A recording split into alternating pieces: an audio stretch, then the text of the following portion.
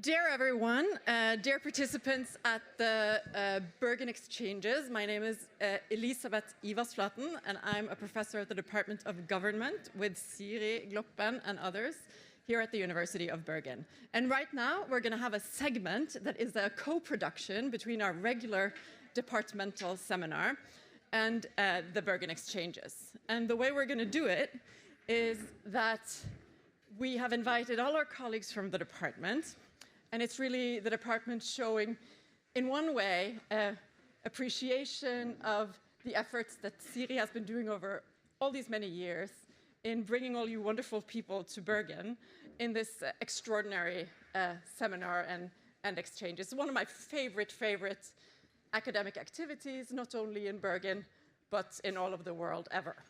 So, for those of you who aren't regulars at the Bergen Exchanges, I'll explain just a little bit what the procedure is like, because of course, when in Rome, do as the Romans. When at the Bergen Exchanges, do like the Bergen Exchanges. I'll do my best. And I have studied it for many years. So we have now, it's a keynote speech by Professor Tom Keck, who's sitting here, whom I will introduce in just a minute. He'll speak for about 30 minutes, or rather, exactly 30 minutes, because we have this brutal time-keeping equipment here. When he's done, I will invite to the podium a small panel who will have prepared some comments to the keynote, some other issues that they know something about and that is relevant to what we're discussing. When they're done, they have a maximum of 5 minutes each in the first round. What will happen is that we will hold Tom's responses while we invite the audience to come and line up in a queue behind this microphone. And that's in order for you to ask questions. Is that all clear? Do you need any more information about how this all works? Okay, good. So I see a lot of nodding. Thank you very much. Today we're super happy and very proud to be able to introduce to you Professor Tom Keck, who's the Michael O. Sawyer Chair of Constitutional Law and Politics and Professor of Political Science, no less, at Syracuse University Maxwell School of Citizenship and Public Affairs. He is also a research affiliate at the Center on Law and Social Transformation at the University of Bergen. So he's also one of ours. He's the author of many important and interesting books, among them Judicial Politics in Polarized Times and The Most Active Supreme Court in History. And he's written articles that I'm sure some of you, especially those who specialize in this intersection of law and politics, will be familiar with, and they've been published in the main journals in our field and in the two fields of political science and law. And currently, he's writing a book on the judicial protection of free speech in the context of democratic backsliding. And it's on this subject that he will be talking to us today, I believe. Without much further introduction by me, I give the word to Tom, and for you all to think about the questions and comments that you want to raise after.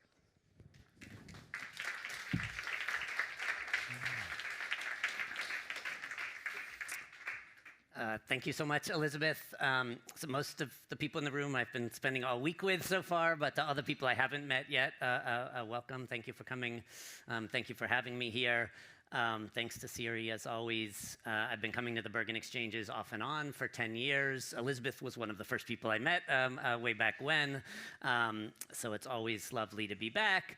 And as Elizabeth said, I'm writing a book about free speech and democratic backsliding, so it's lovely to have the opportunity to share some thoughts on that subject with all of you. I've promised my publisher I'm going to finish the manuscript by March, but of course, things keep happening, right? Is proving challenging. Like just while I've been here in Bergen, the U.S. Secretary of State and the Brazilian Supreme Court are in a back and forth fight about freedom of speech where there's been new developments every day. So maybe we can talk a little bit about those. But hopefully I'm going to finish this book up in the coming academic year. So what's on the screen here are two images of political protest from the Trump-era United States. I'll start with this one. So this is a protest outside Columbia University in New York City earlier this year. You can see one of the protesters is holding a sign that says, "Release Mahmoud Khalil."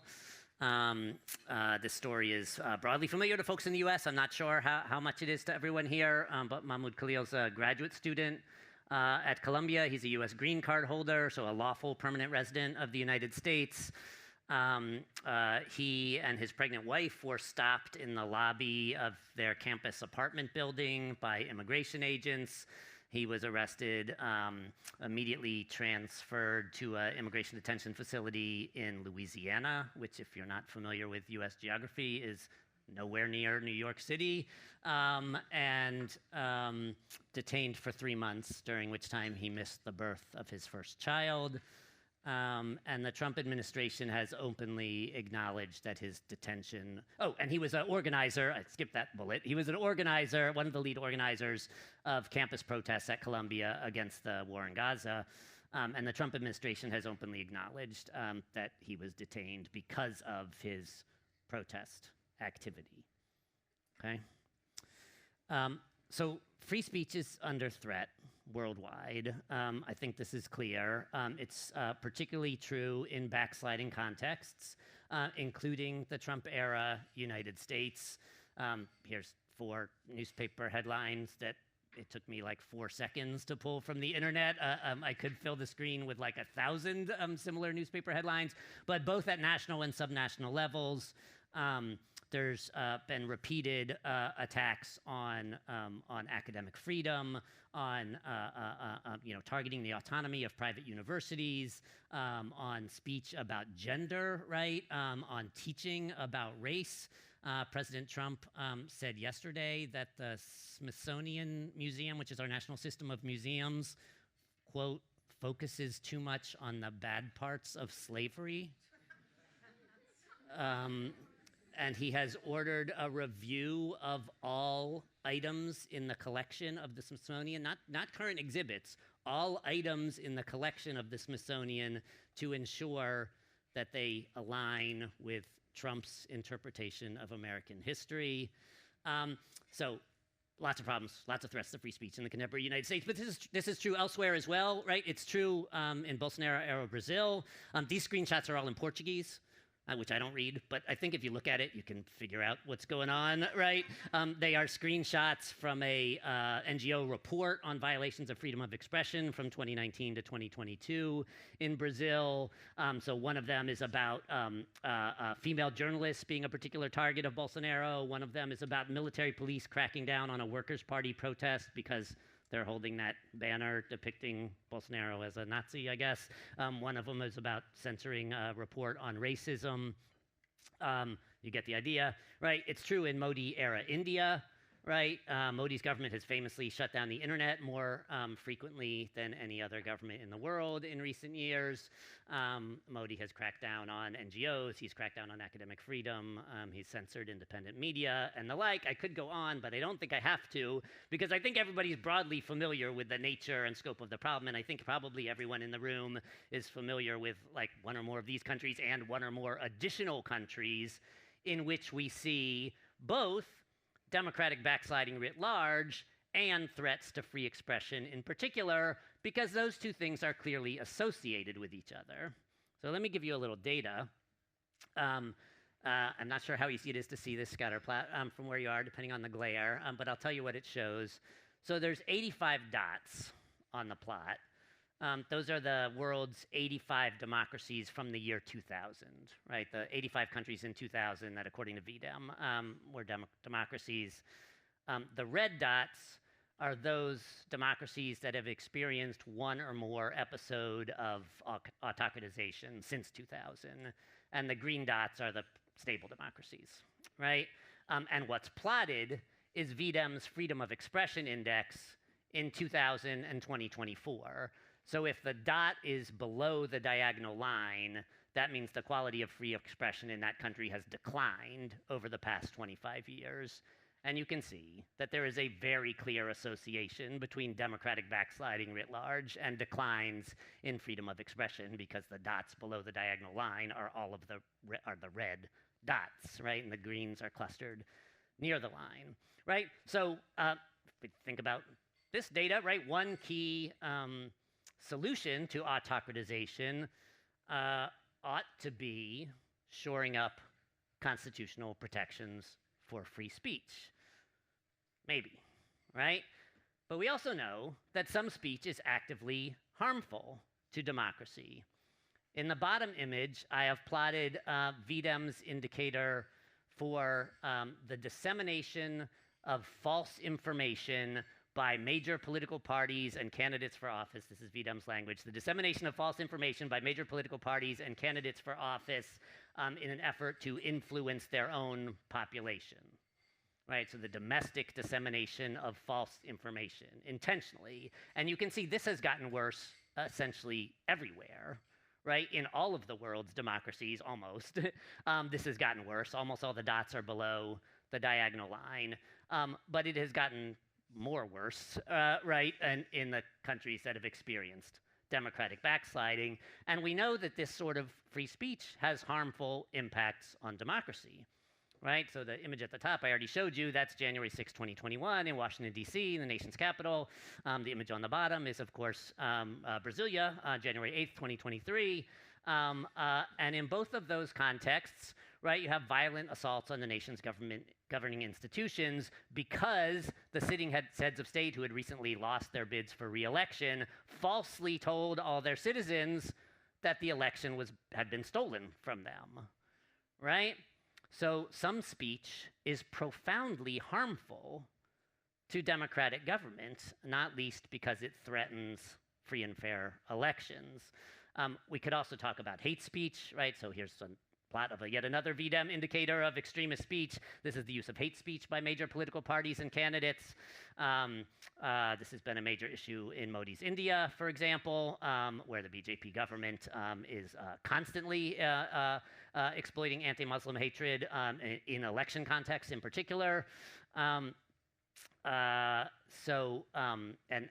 could go on, right? So extremist speech, so what we've seen so far is that democratic backsliding is associated both with erosion in protections for political dissent and with increases in extremist speech, right? I'm going to show you similar data in just like a different format.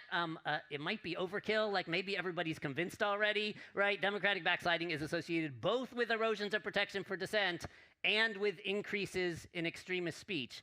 But just to make sure everybody is convinced, right? So here's some more data from VDEM.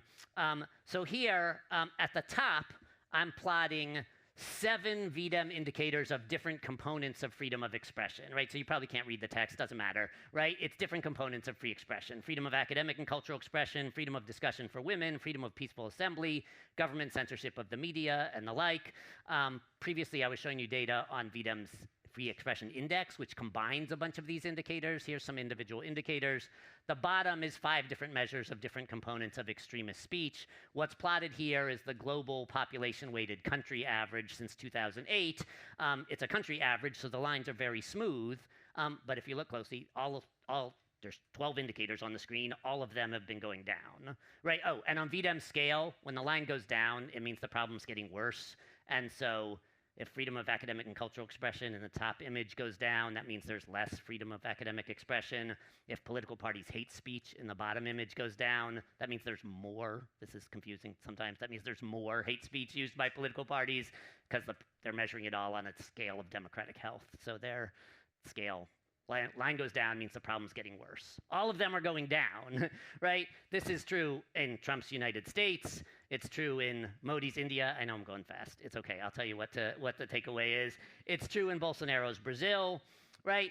So in the United States, the indicators for free speech protection were all at or near the top of the scale because the US is famously protective of free speech, but they're all clearly going down. In Modi's India, the indicators started at a somewhat lower point, and again, they're all clearly going down. In Bolsonaro's Brazil, they all have a U shape, right? Which every measure of democratic health in contemporary Brazil has a U-shape, because there was a very sharp downturn in democratic health during Bolsonaro, but he only served one term. And since he left office, Brazil, knock on wood, its democracy is in slightly better shape now, and let's hope it stays there. On any country that you want to look at, I can predict for you that the indicators of the quality of protection for freedom of expression and the indicators of the volume of extremist speech both track pretty closely broader trends in the country's democratic health. And what this means is that democratic backsliding, is that protecting against democratic backsliding or recovering from it is likely to require both shoring up protections for dissent and reining in various recurring forms of extremist speech, which of course is challenging to do both of those, right? Fully captured autocratic courts are likely not going to do either of those tasks very well. Courts that have some degree of independence and that operate to more or less degree in the American First Amendment tradition are likely to do better at the first task than the second, right? Because in the US, we have a long tradition of protecting speech regardless of its harmful content. So we might be able to maintain some robust protections for dissent in the US. That's an open question, but we might be able to do it. I think we are less likely to be able to come up with some robust protections against extremist speech in the United States. Courts that follow in the European militant democracy tradition, of which I'll give you a couple examples, might be able to do both of these things, right? But only to the extent that they are able to successfully draw and maintain a line between those two different kinds of speech, right? So we want to protect political dissent and independent media, and we also want to impose some enforceable limits on hate speech, disinformation, incitement of political violence, and the like. The militant democracy tradition, for those who aren't familiar, is developed in post-war Europe, right, after the Second World War, associated most closely with the German Basic Law.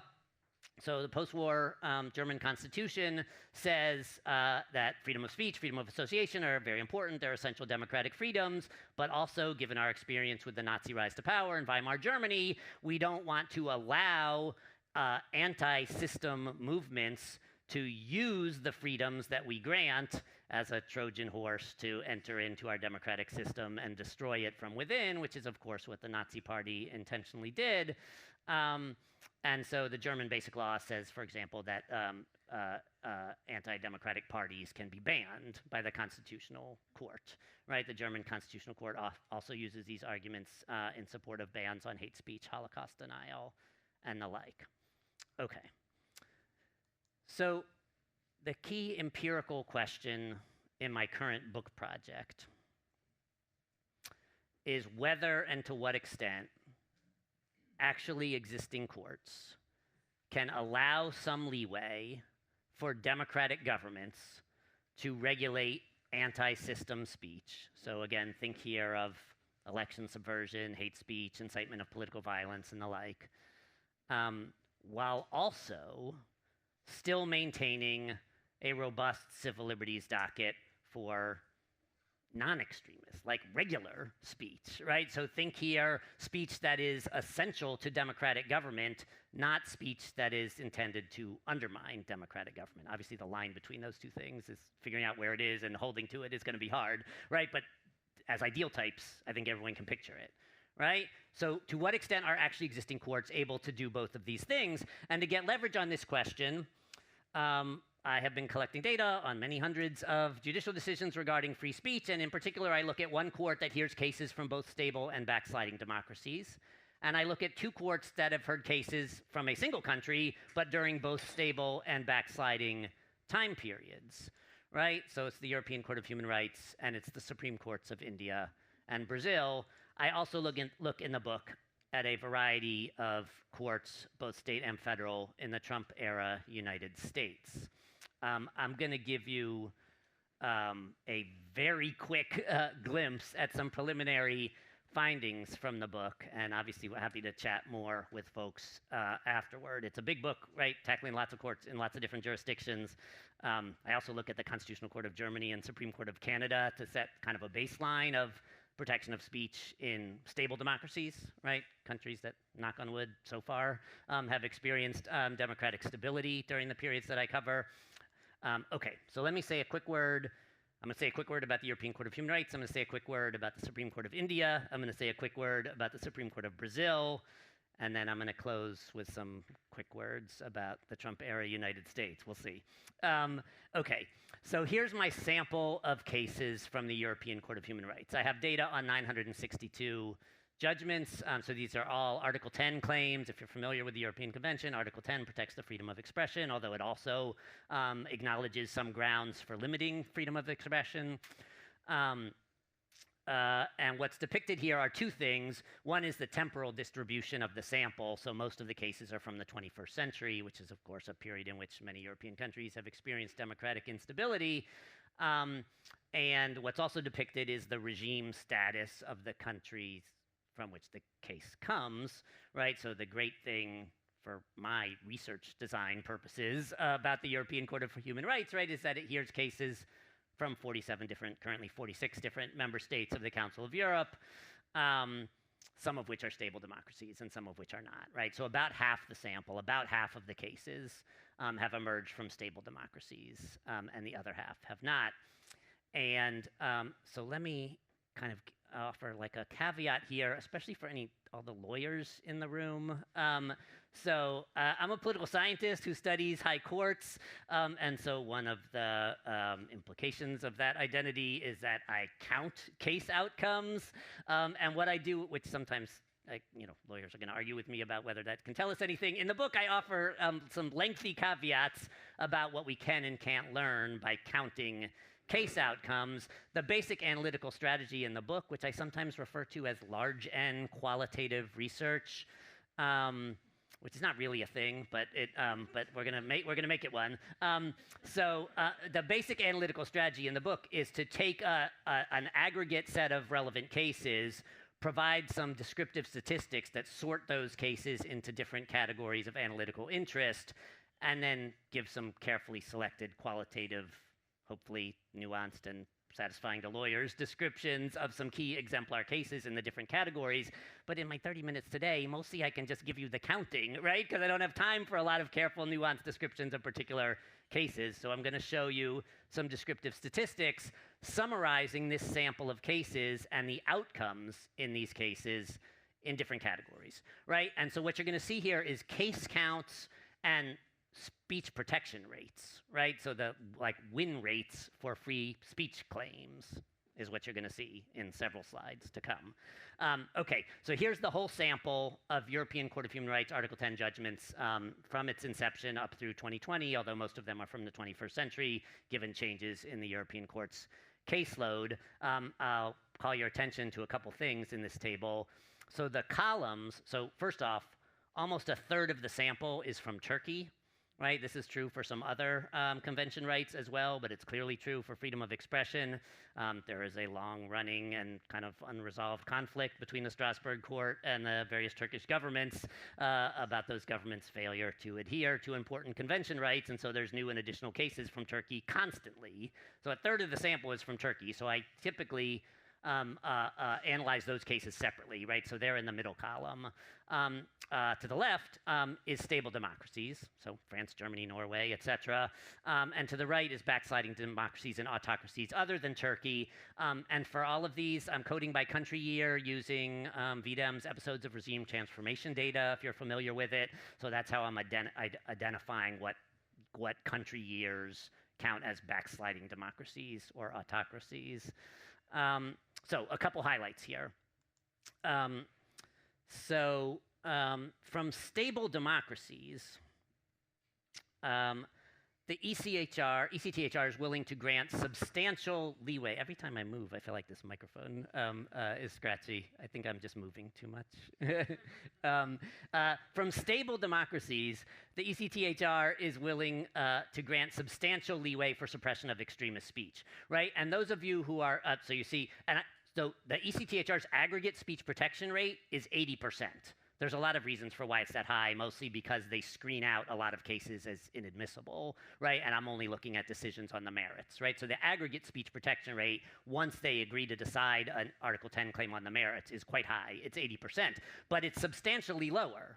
For cases from stable democracies involving extremist speech, it's under 50%. For those of you who are familiar with ECTHR Article 10 doctrine, a lot of these are super well-known cases, right? They're super well-known hate speech cases from France, Belgium, Sweden, etc.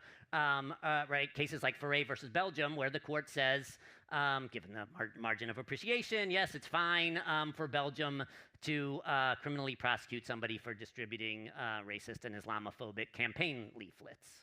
That's fine, right? The Strasbourg court repeatedly says. Meanwhile, for cases from the same set of countries that do not involve extremist speech, the court's speech protection rate is substantially higher. Now, I want to say it's still, this may be a glass half empty or half full situation here, which I'm happy to talk more about. It's still substantially lower than the court's aggregate speech protection rate, but it's substantially higher than the court's speech protection rate for extremist speech. I'm just noticing that I don't have a workable timer here, so I don't know exactly how much time I have left. So there's a clock here, but it's not a timer. So I'm curious about that. Think ordinary freedom of press. There's a lot of defamation cases on the ECTHR's docket, right? The court's speech protection rate is much higher. So in theory, what the court is doing in cases from stable democracies is allowing the enforcement of militant democracy principles while not abandoning civil libertarian commitments, right? In other cases, it's still protecting freedom of speech. In cases from Turkey and other backsliding democracies, that distinction entirely disappears, right? Speech protection rates here are much higher and closer to parity, right? If the Turkish government says they are regulating hate speech, the Strasbourg court gives them exactly zero margin of appreciation, right? It does not believe them. None of this is in the doctrine, right? The Strasbourg judges cannot say, we believe Germany when they're regulating hate speech and we don't believe Turkey when they're doing so. But for obvious reasons, governments whose own democratic legitimacy is suspect are less reliable, less good faith enforcers of militant democracy principles, and the Strasbourg court appears to be highly dubious of Turkey's efforts to regulate hate speech, because most of the time it's just like a newspaper that's reporting on like Kurdish autonomy, right? It's not actually engaged in hatred against the Turkish government or Turkish people. It's literally just journalism.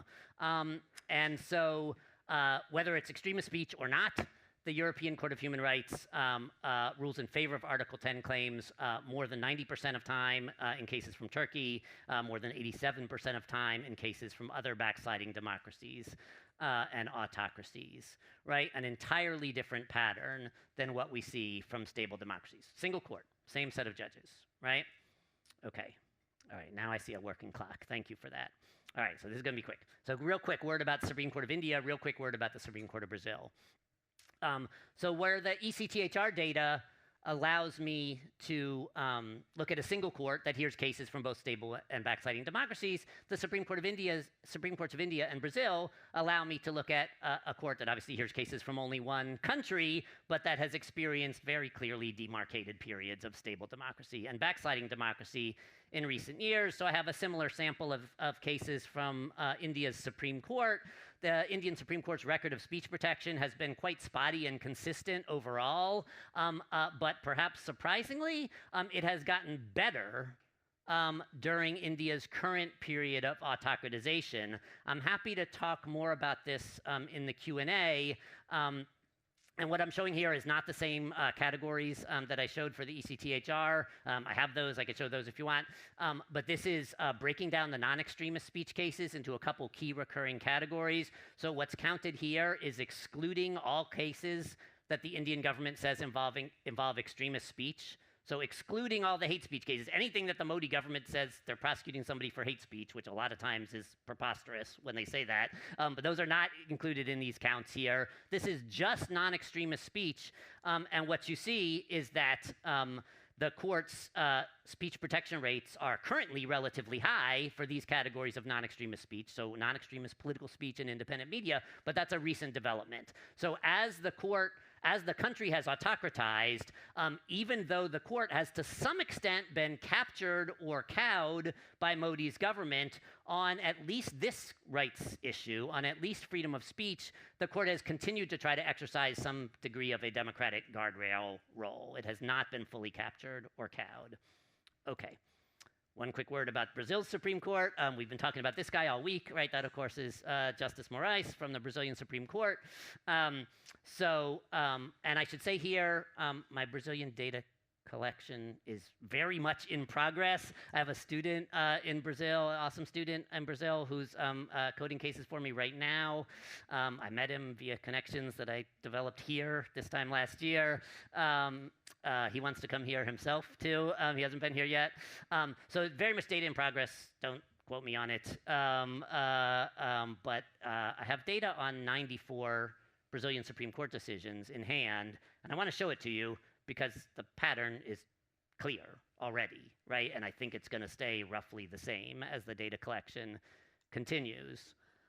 So the Brazilian Supreme Court has exhibited a pattern of pretty robust protection for non-extremist speech. So again, this is electoral speech, anti-government speech, as long as it's not like incitement of violence or anything, independent media, those kinds of cases.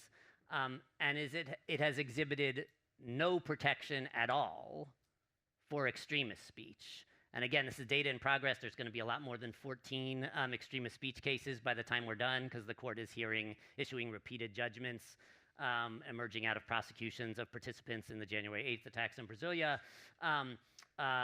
I don't know if the denominator is going to get bigger. I don't know if the numerator is going to stay at 0, but I am confident that the percentage is going to stay pretty low. And the pattern holds across both stable and backsliding periods, right? So the takeaway here is that as Brazilian democracy weakened, the Brazilian Supreme Court, which of course Bolsonaro did not successfully capture, right? The Brazilian Supreme Court, maintained a robust civil libertarian docket, right? So our democracy is weakening and the government might be attacking freedom of the press, but we're going to rule in their favor more often than not. Maintain protection of civil liberties, because that's an important part of our democratic guardrail role. Meanwhile, we are going to allow quite aggressive prosecution of extremist speech. And in fact, because we are the Brazilian Supreme Court, we are actually going to orchestrate quite aggressive prosecution of extremist speech. So for Bolsonaro himself, who is currently on trial at the Brazilian Supreme Court, and for all the January 8th defendants, some of whom have been convicted and gotten long prison sentences despite their free speech arguments. I was just there to express my concerns about the election.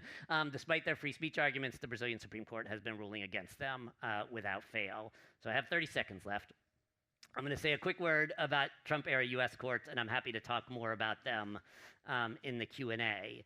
So I'm not going to show you any data here, partly because I'm out of time, but partly because I don't have the data yet. I'm currently collecting data, but here's the shorthand description of sort of preliminary findings about U.S. courts. So I have some data on state courts in the U.S., so subnational courts, many of which do not have very secure guarantees of judicial independence. In many states, those judges are elected, and in almost all of the states, they serve terms that are substantially below the norm for national courts. State courts in states that have been experiencing subnational democratic backsliding in the U.S., state courts have frequently been captured and not served as effective democratic guardrails in the free speech context. Federal courts have much more substantial guarantees of judicial independence. Low ex ante independence, because there are Judges are selected via an entirely political process, but very high ex post judicial independence because they're appointed for life with no retirement age, can't be removed, salaries can't be reduced. Gold standard, or maybe too high, right? Highest in the world level of ex post judicial independence. Federal courts so far, these are preliminary findings, and of course the Trump era is still underway, right? But federal courts so far have repeatedly, and not with 100% consistency, but with some significant degree of consistency, continued to protect freedom of speech, right, across a wide variety of the sort of recurring kind of examples of like autocratic restrictions on speech that we might think about. So attacks on academic freedom, attacks on minority self-expression. So there's a lot of current cases about expressions of gender nonconformity, right? A bunch of state governments have tried to crack down on teaching about gender and also on like drag shows, just like public expressions of gender nonconformity. And there's repeated federal court decisions ruling in favor of free speech in those cases. The caveat is that almost all of those are provisional holdings that are still subject to appeal because the Trump era is still obviously ongoing. The U.S. Supreme Court, not on free speech in particular, but in general, the U.S. Supreme Court has repeatedly been siding with Trump and in fact has often been overturning lower court decisions that rule against the Trump administration. And it is possible, one possible outcome is that that plays out in First Amendment cases as well. Meanwhile, U.S. courts are still broadly protective of extremist speech. There have been some very modest efforts. So like in the wake of the January 6th attacks, there have been some very modest efforts by some states controlled by Democratic legislatures and governors to sort of impose some like super modest like requirements on social media companies and their platforming of hate speech and disinformation and incitement of political violence and the like, and federal courts have by and large struck those laws down. And so the situation in the US, which we can't say with any certainty yet because it's all ongoing, is that the best case scenario is that the US courts continue to protect free speech in ordinary speech, and also continue to protect extremist speech. So that is the best case scenario. The worst case scenario is that US courts stop protecting independent media, academic freedom, the rights to engage in public expressions of gender nonconformity and the like, and they keep protecting hate speech and incitement of political violence. I think that is a possible outcome in US courts. I don't think it is the most likely outcome, but I think it is a possible outcome. It would be disastrous for US democracy. And the last thing I'll say, just because I've been having conversations with everybody about it all week, is, you know, the US, I mean, I have even the slide that I'll put up and I'll just stop talking. This one. Like, the US government is in no position to be lecturing the rest of the world about the protection of freedom of speech, but J.D. Vance and Marco Rubio and Donald Trump are repeatedly doing so, even this very week. Thank you, and sorry I went a couple minutes over. Super, thank you so much. I can't imagine we'll have anything to discuss on.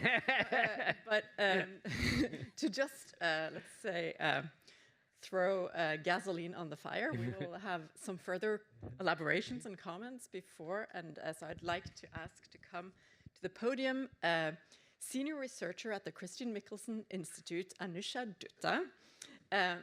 She is a political ecologist using ethnographic methods focusing on the environment.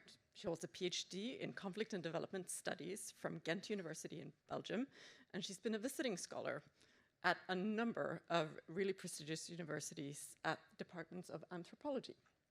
And she has extensive experience working with multidisciplinary research, combining natural and social sciences methods in areas of biodiversity, conservation, displacement ecologies, with fieldwork in rural India, Kenya, and Mexico. So we're super happy to have you and your perspectives join the conversation. So many of you will know Professor Malcolm Langford is a professor of public law at the University of Oslo, and he is one of the instigators, I would say, of the Center on Law and Social Transformation, where he's worked together with CIRI for a long time. He's now co-director of Trust, Norwegian's Center for Trustworthy AI. a lawyer and a social scientist. Malcolm's publications span human rights, international investment and development, comparative institutionalism, law and technology, legal education, and the politics of the legal profession. And he's co-editor, among other things, of the Cambridge University book series on globalization and human rights. So we're super happy to have you and your perspectives join the conversation too. So without much further ado, I would like to give the word first to Anusha. Yeah. Maximum 5 minutes. Less is fine. Thank you so much for having me here. And I think as we had discussed before that, and Tom, thank you for this brilliant keynote. So I'm not a lawyer, and I'm not a practicing political scientist. I have a PhD in political science. I'm more a political ecologist that, you know, as Elizabeth said, I work on issues of environment and so on. But I think I'll start by talking a bit about this session was going to be about academic freedom. So here we talked about free speech and freedom more broadly. But how does this translate into academia and our everyday research and lives? And I think to start, I have to say that academic freedom cannot be discussed without hinting towards the privilege that academia itself is. Because even to talk about freedom, one has to, you know, or to engage in debate, inquiry, one has to have some form of stability.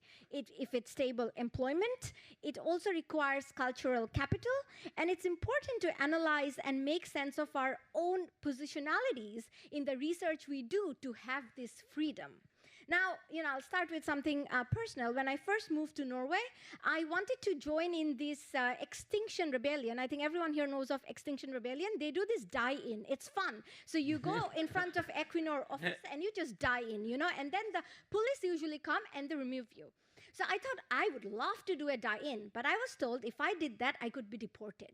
So this is where your own legal standing and your employment immigration status acts as an impediment to you exercising free speech. So they said, well, maybe you can't do die-in, Sanvesha, but you can come to our meetings and strategize with us. So that could be a form of solidarity. So it's about how we find ways in exercising this kind of academic freedom in the constrained world of free speech that we live in. Now, to give another example, kind of, so academic freedom is often defined in abstract term, but in practice, it is shaped by who we are, where we come from, and also the kind of research that we do, right? So for example, many of my German and other colleagues, they strongly oppose the genocide in Gaza, but they affirm Israel's right to exist as a state. Now, how do we kind of, you know, reconcile these kind of differences? Like, it's very easy to preach the choir. We are all in agreement here, but how do we really bring together dissenting voices towards a certain common cause? And I have had this kind of exchanges with my mostly German colleagues who are brilliant researchers, but there is a history that they imbibe, you know, that they come with, and that has to be recognized as well. Now, finally, just a few seconds. Well, I'm moving to the United States for 6 months. And, well, yes, exactly. And a lot of people said, really? Why would you do that? Now, there are many reasons. Just to say that, firstly, academia is deeply embedded in this capitalistic structure that requires us to produce, that requires us to network, that requires us to publish. I need to go to US because it's giving me all of that, and I need a promotion first. Now, second, it's also about I have long-term ongoing collaboration with friends and colleagues in the United States, and my way of going to US is also a show of solidarity, and I feel that also. And of course, later I can talk about the visa process and how interesting the whole thing has been, but for now, I think it's not, free speech is neither universal, and I look at it as both layered and checkered. Thanks.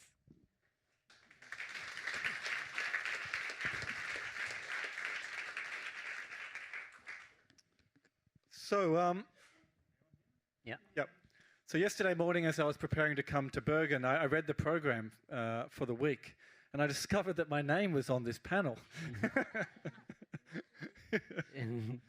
But one of the virtues of academic freedom is you can talk about anything you want without any competence.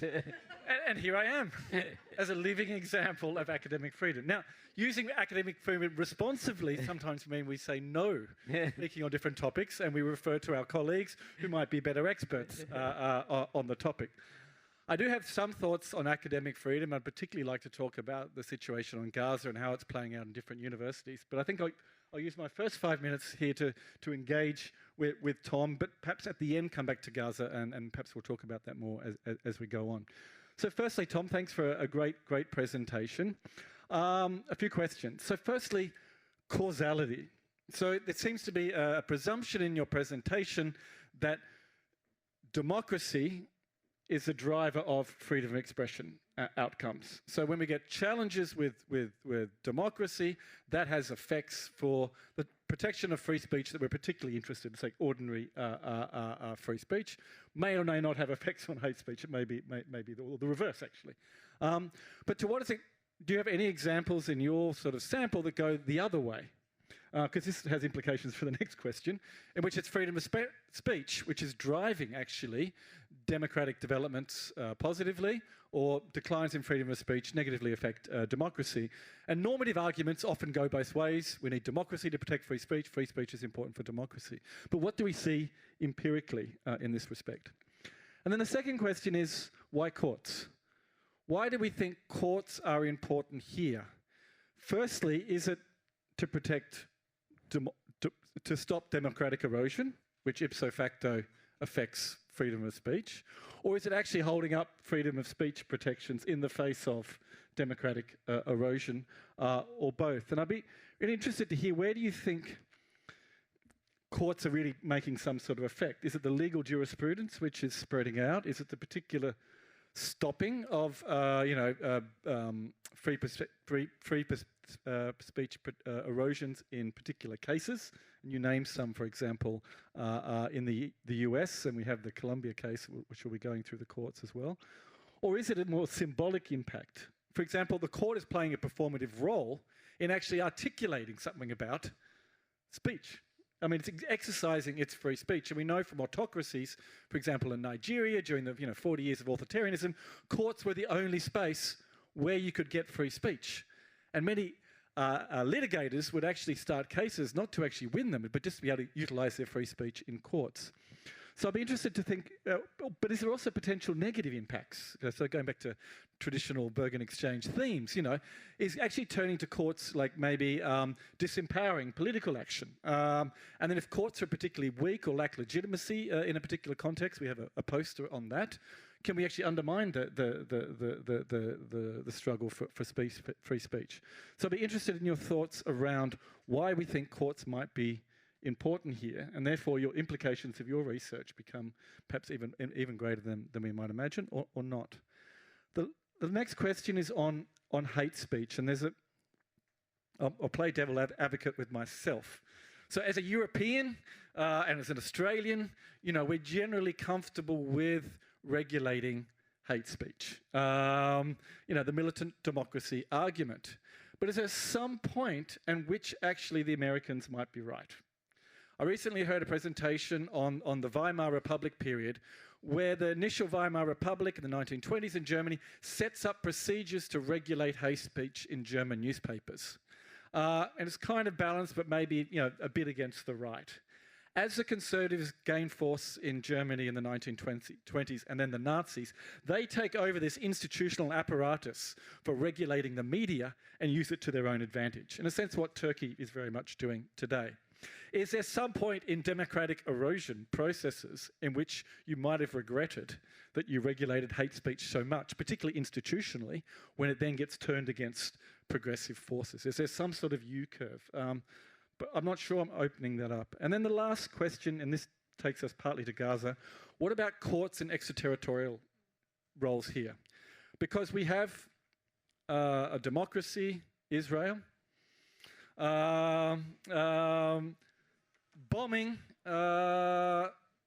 Palestinian universities, destroying academic freedom on the ground, highly regulating freedom of expression, Within Gaza, we've just seen a journalist murdered, but also regulating it in Israel, those who are protesting about that. Courts are now playing roles in making decisions about whether we should be sending parts of aeroplanes to the US that then get used in the Gaza war, or other sorts of weapons. There's all sorts of cases and extraterritorial obligations in the European Court of Human Rights. But should we also be thinking about academic freedom in an extraterritorial obligations context? Thanks.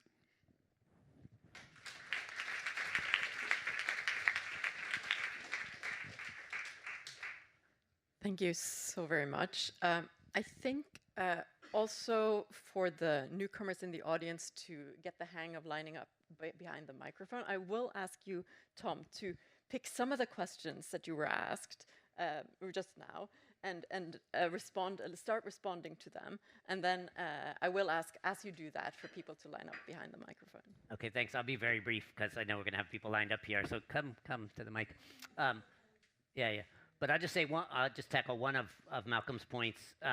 So on the relationship between free speech and democracy, I think I'm either agnostic, or I guess I think that the causal arrows run both directions, right? And so free speech, declines in free speech are both a warning sign and a result of broader democratic backsliding. And in fact, those of you who are very familiar with VDEM's data, right, know that free expression indicators make up a big component part of their democratic backsliding measures, although even if you pull them out and just look at the remaining democratic decline indicators, there's still a very close relationship between the free speech indicators and the other measures of democratic decline.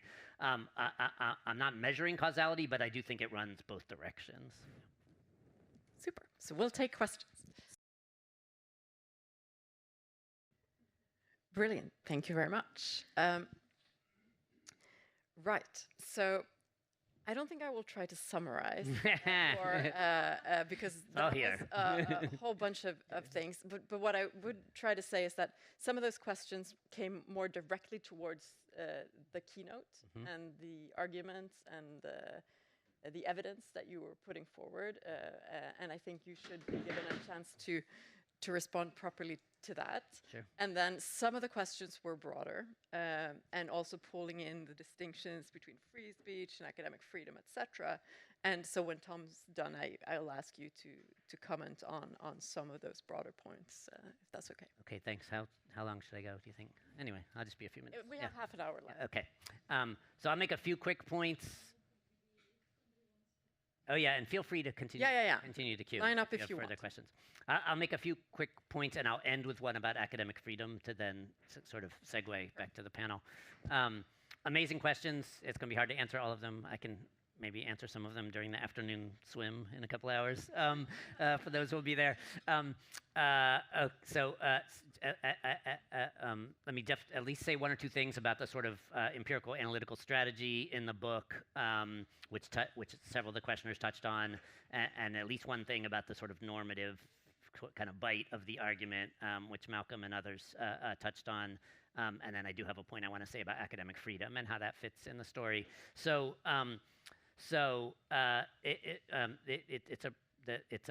a book of preposterous scope, right? So here's the analytical strategy, right? There's all kinds of holes you can poke in it, as with any analytical strategy. But here's what I'm trying to do.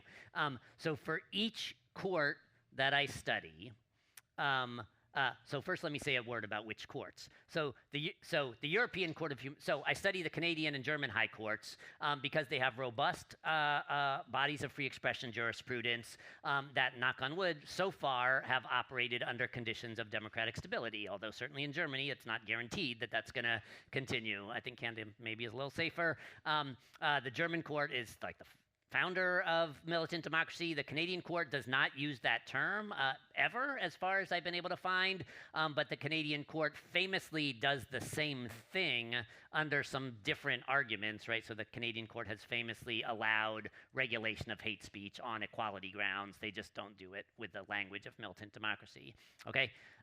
Then I look at the European Court of Human Rights, which adds a dimension to the analysis, which is that they hear cases from both stable and backsliding democracies. But as Namita pointed out, the European Court of Human Rights, as an international court that is not based in Turkey, right, is basically immune from capture by domestic political actors, right? And so that gives us sort of, I don't know what the way word is, but it's a judicial institution that can't be captured and has the opportunity to rule in favor of free speech and against the policies of autocratizing governments without worrying about being seized or fired or whatever. Then the Supreme Courts of India and Brazil introduce a new dimension to the analysis, which they hear cases during both stable and backsliding periods, but they are potentially subject to capture or reprisal or the like, which is certainly something that influences their behavior. Okay, so then and then I also look at a variety of courts in the US. I'm going to bracket the US for a second. Within each court, the analytical strategy is within the relevant time period. So for the Canadian court, it's post-charter, right? So 1982 through 2024. Within the relevant court, I attempt to identify every constitutional free expression holding, which is not straightforward for any courts, and it's more complicated for some of them than the others, but that's the scope. So I'm not excluding hate speech cases or anywhere. I didn't give you any data on Indian hate speech cases, but I do have all those cases in the sample. I have data on them. I'm looking at all of them. And then the first sort of analytical cut is, does the court treat extremist speech and non-extremist speech differently, right? I know the lawyers are like, wait, what, you know, but just counting cases, looking at case outcomes, that's the first cut. What counts as extremist speech? Basically, the analytical strategy is anything that the government characterizes as extremist speech, right? If they prosecute you for hate speech, then I'm calling it hate speech analytically, even though that is quite obviously false in lots of situations, especially in India and Turkey, right? Where, you know, Modi and Erdogan will prosecute journalists engaged in routine and ordinary practices of journalism, will prosecute them under hate speech laws. It's pretextual, right? But it's still, the reason I do it that way is that is the relevant body of cases where militant democracy principles might be relevant, because they are only relevant if a state characterizes a particular speech act as extremist or not. And the analytical benefit for me is then the cases that remain, so everything, when I count non-extremist speech, and then I divide that up into various categories and subcategories of analytical interest, sort of recurring types of democracy-relevant non-extremist speech, right? So self-expression of minority groups, independent media, speech by opposition politicians and protesters, defamation of public officials, and the like.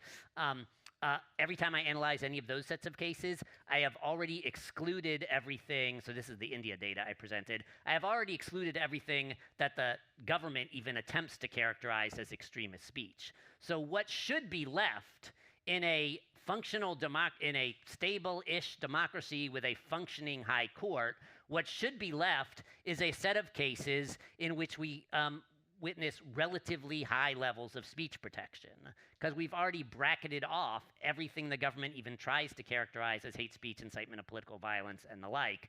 And then, and this is to Tanya's question, I really don't compare across courts at all, because it's kind of impossible to do so, right? Not only are the legal standards for free speech different, but the procedures by which cases reach high courts are different, right? What counts as the relevant sample, because the European Court of Human Rights weeds out hundreds of cases every year before they even decide cases on the merits. That's different across courts. So I'm not really comparing across courts at all. But within each court, there are clearly like demonstrable differences in how that court treats either different types of cases or the same type of cases at different time periods or under different conditions, right? So the European Court of Human Rights treats cases from Norway and Turkey differently. The Indian Supreme Court has treated cases during the Modi era differently than during the prior era. That's the analytic strategy. I think it's producing some interesting findings. And then in the book, I give lots of qualitative examples to illustrate each analytically relevant category. On India, yeah, I have data since the inception of the Indian Supreme Court. There's some famous and super interesting conflicts about free speech from jump, right? The Indian Supreme Court protected free speech in a couple significant cases immediately, and then the Congress Party amended the Constitution to reverse those decisions also immediately. During the emergency, the court completely caved or just was taken over, right? I mean, it didn't do anything on free speech or anything else. And since the emergency, so the clearest data to sort of present in a short time is the data like from the emergency, from the end of the emergency in the 70s to the onset of the Modi era autocratization is a period of stable democracy. And the court is not that protective of free speech during that period, right? It's a very spotty record, including some cases where, by any kind of standard sort of civil libertarian account, the court is falling short. And then I thought it was going to get even worse under Modi, and it hasn't, right? So that finding is surprising.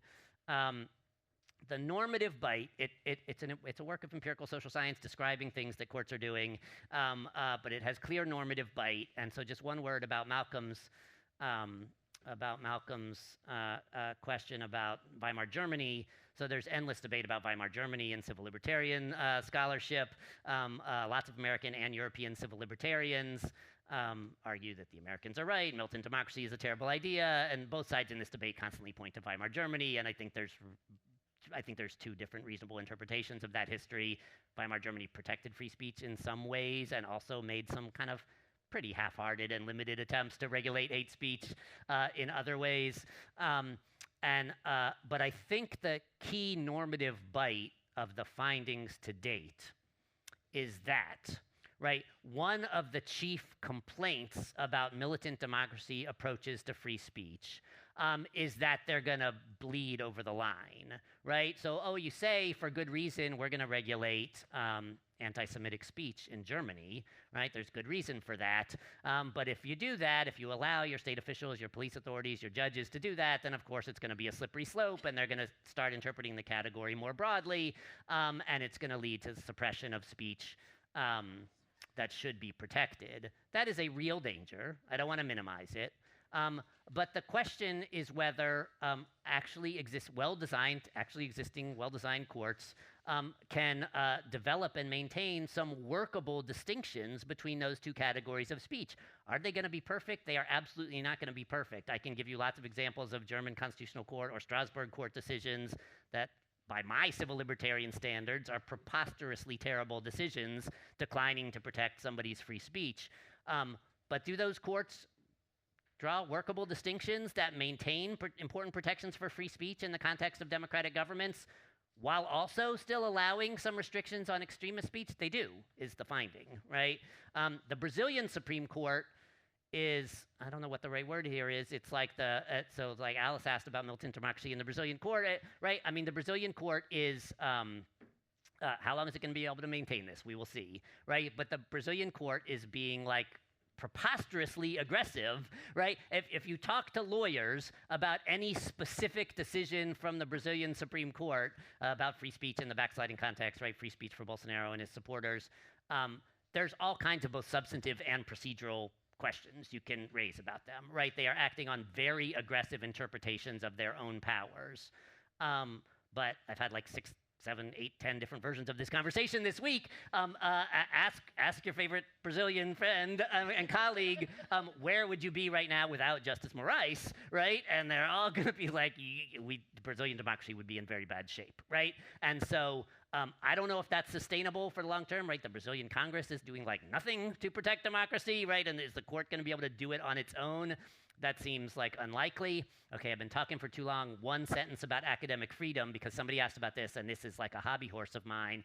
In the US, we constantly conflate academic freedom with free speech. And not just free speech, but with the distinctively individualist, like libertarian, American-style version of free speech, which is a very sort of skewed and impoverished way to understand academic freedom, which on its best understanding globally, and I would argue in the US, it includes, and in fact, its centerpiece is institutional autonomy from external control, right? And we are seeing like rampant violations of this right now in the United States, and it is important, I think, for us to reassert those concepts and try to defend them. And sorry I talked for so long. Malcolm, maybe I would like to ask you if you feel that you asked a series of really important questions.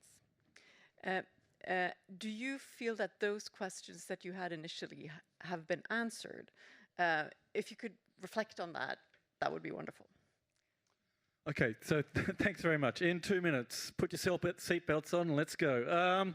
Very briefly, academic freedom, because that was also the title of the panel. Firstly, on free speech, we have to distinguish between political and commercial, like Veron said. In America, they protect commercial, but in Europe, we often don't. It's political. And I'll come back to that in relation to Germany.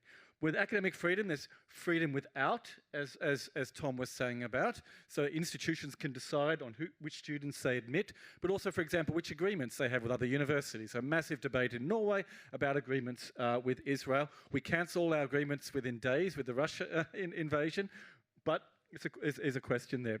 But it's also freedom within individual academics being able to say what they think without being sacked, like you can be in the rest of the public sector. And I'll come back to that. In relation to Germany, and this perhaps relates to Elizabeth's question, I think we've got a live experiment now. Because I think you can launch the hypothesis that the hard approach to hate speech that Germany has may be detrimental to free speech. Because in the rest of Europe, we do have hate speech laws, but the threshold for courts finding that hate speech is very high in Norway, but also the European Court of Human Rights. So that's one difference. We also have bans on political parties in Germany, but what's interesting is it doesn't seem to be working. So just like other European countries, 25% of people are voting for far-right parties, and the AfD in Germany is the most extreme of that group. They can't even sit in the far-right group in the EU Parliament. And then we get this thing that you're talking about, that hate speech regulation in Germany is now bleeding into ordinary speech. We see academics, we see Jewish people protesting about the Israel war, getting arrested for anti-Semitic speech, which is just extraordinary in itself. And major violations of academic freedom, and also the Schengen Agreement and so forth. The thing is then, the courts are going to be put to the test. In Germany, the EU and the European Court of Human Rights. How will they respond?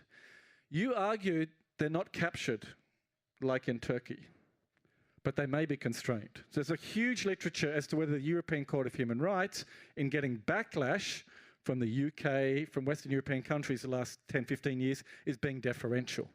So I think these courts are now going to be put to the test. Can they protect exactly what you're talking about normatively, the ordinary free speech, while perhaps having a reasonable approach to hate speech? And I think that's an important experiment we have on courts. And finally, on AI, I think that's an important issue here. I mean, we've had the concern about, moderation maybe going too far, so we get the whole anti-woke backlash. Interesting, market accountability mechanisms are partly working. Okay, Musk buys Twitter, it partly falls apart.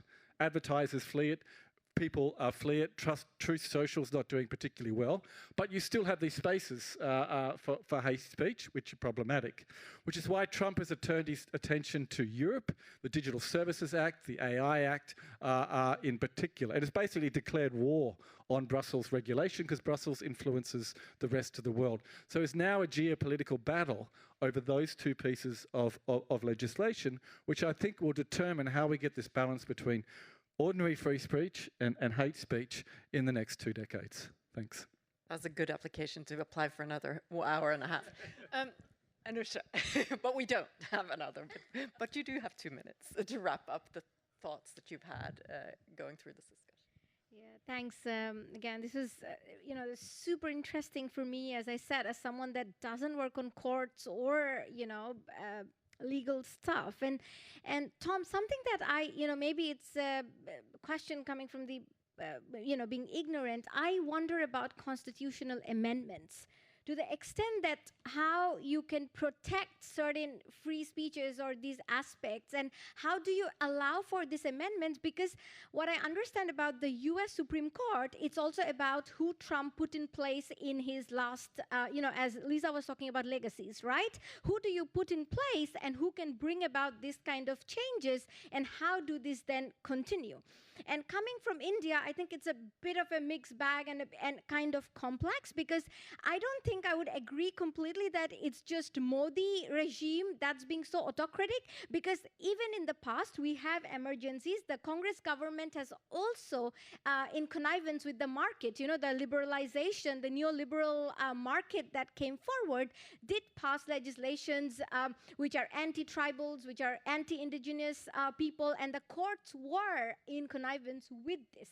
And I call it the cunning state. The state is extremely cunning in the way it is, I consider these courts as almost malleable entity which the cunning state is operating towards.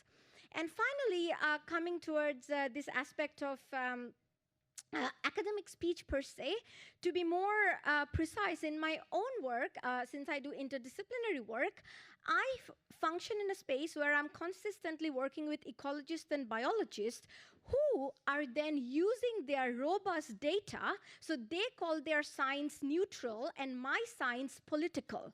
And it is their neutral science that is influencing, say, the Intergovernmental Panel on Climate Change, which is increasingly comprised of these natural scientists. And this is also, in my mind, kind of a suppression of the academic freedom of many social scientists working in the sphere of, conservation, social sciences. So, for example, a very small example, decisions about reindeer herd culling in Norway, which is detrimental to the Sami people, but who makes this decision of how many, what a herd of reindeer should consist of? So there has been a consistent argument in Norway, a divide between the conservation social scientist and the conservation natural scientist. And the natural scientists are saying there should be, say, 220 reindeers, that's okay, but the social scientists have like, no, you cannot put numbers on a species that is of cultural and historical importance. And this, to me, is also, we wrote a recent paper where we talk about intimidation as a tactique that is being used on social scientists. And these intimidation tactiques which even World Wildlife, Fund for Nature does it, WWF, oh, you get lured by their pretty pandas and, their tiger conservation, but they're very evil in the way, they influence the way we think of nature. So to me, all of these come together in kind of impending the research we do and the way we communicate this research and how it then gets taken up by policy and then finally, I guess, scored as the final top. So thank you. That was another good application. Now, one sentence. So thank you so much to the panelists, to the questioners, like Lisa, Varun, Ayo, Anna, everybody. I have thoughts. We can talk. Find me in the break. But one sentence to close. So here's the thing. This is like the takeaway, right? Free speech is essential to democratic governance. That is like unquestionable, I think, and the relative sort of health of protection of free speech in a country is a pretty good indicator of the relative health of its democracy. However, that's writ large. In any specific case, right, the judicial protection of free speech can enhance democracy, harm democracy, or be irrelevant to democracy, depending upon the details. And we're going to have lots of arguments about the lines between those, but there are some clear cases on various sides of the lines. And even if you only look at the clear cases, there's cases where the judicial protection of free speech indisputably enhances democracy, and there's cases where it indisputably harms democracy. And so we're going to have to figure out some way to sort of talk about those and for me, measure them, but also debate about where we think those lines should be. Thanks, everyone.